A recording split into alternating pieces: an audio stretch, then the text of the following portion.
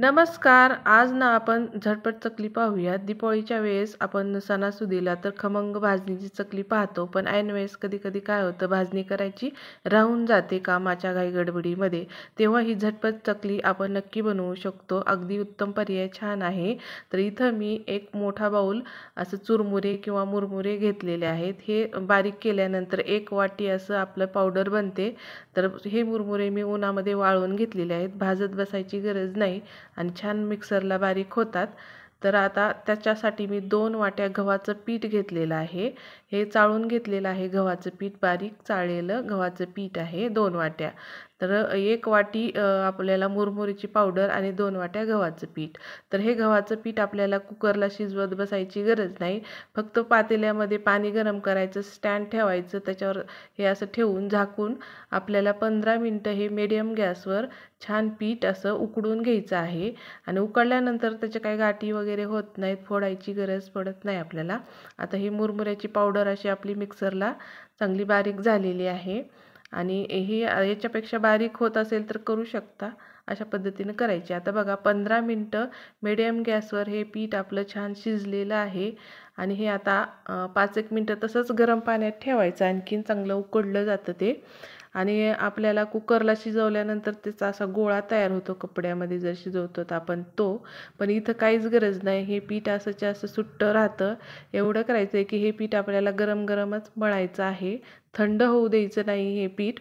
आणि त्याच्यात आपण हे केलेलं मुरमुरीची पावडर पण टाकून घेऊयात. आणि अर्धी वाटी त्याच्यात तीळ टाकूयात. तीळ तुमच्या आवडीनुसार तुम्ही टाकू शकता. एक छोटी अर्धी वाटी. इथं तिखट, लाल तिखट, हळद, मीठ, धने जिरे पूड आणि थोडंसं ओवा घेतलेला आहे. हे सगळं तुम्ही आवडीनुसार घेऊ शकता.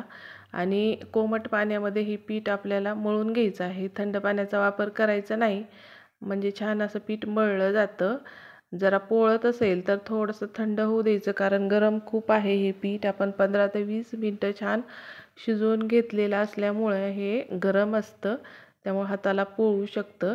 आणि थोडं थोडं करत हे पीठ आपल्याला पाणी टाकत मळून घ्यायचं आहे. जास्त पातळही ठेवायचं नाही आणि जास्त घट्टही ठेवायचं नाही. घट्ट जर पीठ मळलं तर ते एकतर सोऱ्यातून बाहेर त्याची चकली चांगली पडत नाही आणि कडक होऊ शकते.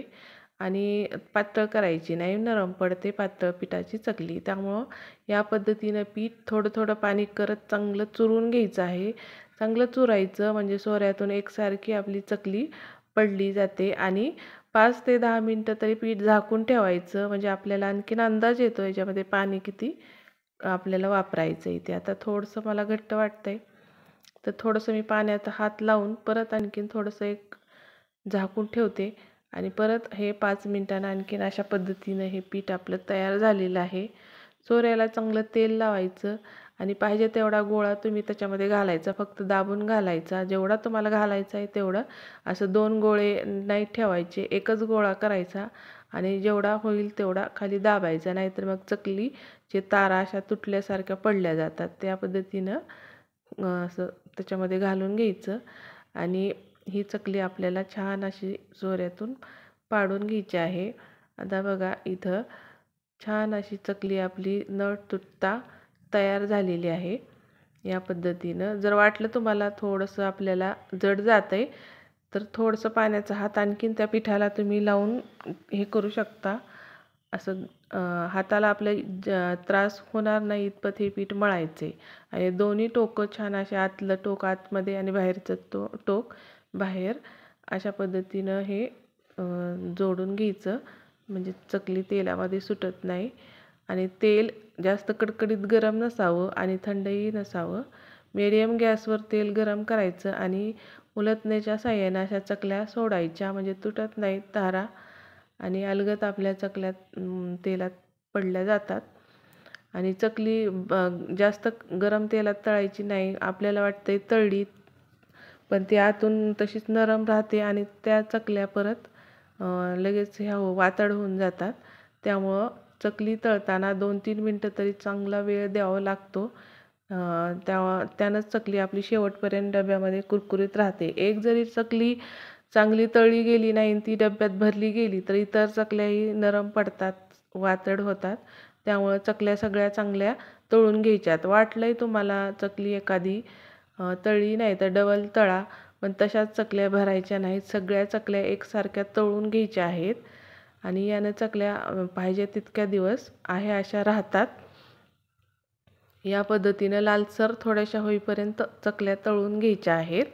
जास्त पण काळ्या पडू द्यायच्या नाहीत, म्हणजे छान रंग येतो त्याला.